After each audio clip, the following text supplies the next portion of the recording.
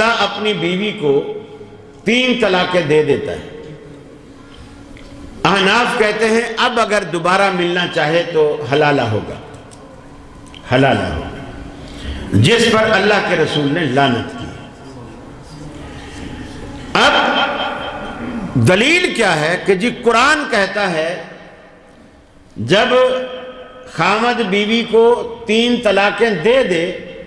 تو وہ اس پر حرام ہو جاتی ہے حتیٰ تنکح زوجن غیرہ، جب تک کہ وہ دوسرا نکاح کر کے دوسرے سے شادی کر کے پھر واپس اس کی طرف نہ آئے۔ اب فرق سمجھیے، قرآن کہتا ہے کہ وہ عورت دوسرے سے شادی کرے پھر وہ چھوڑے، یہ ایک الگ بات ہے کہ اس میں منصوبہ نہیں ہے،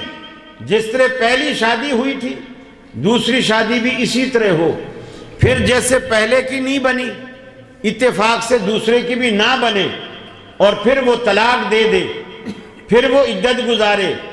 پھر وہ اگر پہلا خامد اور وہ اس کا ولی راضی ہو تو ان کا دوبارہ نکاح ہو سکتا ہے۔ لیکن قرآن کہتا ہے صرف دوسرا نکاح شرط ہے، دوسرے مرد سے صرف نکاح شرط ہے اور وہ پہلے خامد کے لیے حلال ہو جائے گا۔ اللہ کے رسول فرماتے ہیں نہیں، صرف نکاح سے حلال نہیں ہوگی، صحبت بھی شرط ہے، اور یہ پورے قرآن میں کہیں نہیں۔ ایک عورت نبی کریم صلی اللہ علیہ وسلم کے پاس آئی اور آ کر کے کہنے لگی یا رسول اللہ میرے پہلے خامن سے میں نے طلاق لی تھی اور پھر میں نے عدت گزار کے دوسرے خامن سے شادی کی، اور وہ جس سے میں نے اب شادی کی ہے وہ شخص شادی کے قابل نہیں تھا،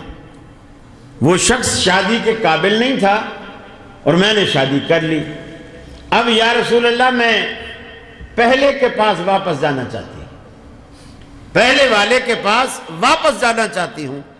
تو کیا آپ مجھے اس کی اجازت دیتے ہیں؟ آپ نے فرمایا نہیں، حالانکہ نکاح اس کا ہو چکا تھا، دوسرے کے ساتھ اس کا نکاح ہو چکا تھا، لیکن صحبت نہیں ہوئی چونکہ دوسرا شادی کے قابل نہیں تھا۔ آپ نے فرمایا تب تک حلال نہیں ہو سکتی جب کہ تو اس کے شہد کو اور وہ تیرے شہد کو نہ چکھ لے، تب تک تو حلال نہیں ہو سکتی۔ یہ مسئلہ قرآن صرف نکاح کی شرط رکھتا ہے، حدیث صحبت کی بھی شرط لگاتی ہے۔ پھر دیکھیے نبی کریم صلی اللہ علیہ وسلم نے فرمایا کہ جب عورت حیض کی حالت میں ہوتی ہے نمازیں اس پر معاف ہیں، البتہ رمضان اگر ان دنوں میں آ جائے تو روزے معاف نہیں ہیں، وہ جتنے روزے اس کے چھوٹے ہیں وہ گنے گی اور رمضان کے بعد ان روزوں کو رکھے گی، لیکن نماز نہیں پڑھے گی، وہ قضا بھی نہیں کرے گی جو چھوٹی ہیں۔ حضرت عائشہ سے پوچھا گیا رضی اللہ تعالی عنہ، امی جان یہ بتائیے کہ نماز تو 5 وقت فرض ہے، اس کی اہمیت بھی زیادہ ہے، روزے تو سال بعد آتے ہیں، ہم روزوں کو شریعت قضا کرنے کا حکم دیتی ہے اور نماز کو قضا کرنے کا حکم نہیں دیتی ان دنوں میں۔ حضرت عائشہ نے سیدھا سادہ آسان سا جواب دیا، وہ جو اہل حدیث جواب دیتے ہیں، کہا کہ رسول اللہ صلی اللہ علیہ وسلم کی طرف سے نؤمر بقضاء الصیام ولا نؤمر بقضاء الصلاۃ، ہم روزے کو قضا کرنے کا اللہ کے رسول کی طرف سے ہمیں حکم دیا جاتا تھا، نماز کی قضا کا حکم نہیں دیا جاتا تھا۔ گویا دلیل کیا ہے؟ اللہ کے نبی روزہ دوبارہ رکھواتے تھے، نماز دوبارہ نہیں پڑھواتے تھے، لہذا یہی دین ہے،